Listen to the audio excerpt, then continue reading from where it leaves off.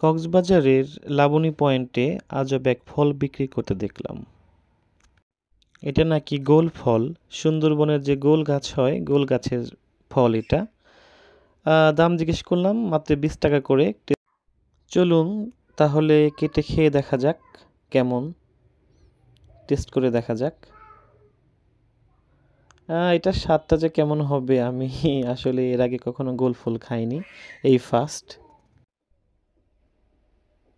কালারটা দেখা যাচ্ছে একদম নারিকেলের মতো, বা হ্যাঁ হ্যাঁ অনেকটা নারিকেলের মতোই দেখা যাচ্ছে,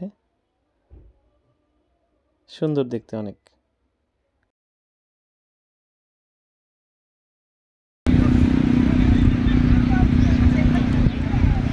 টেস্ট কেমন?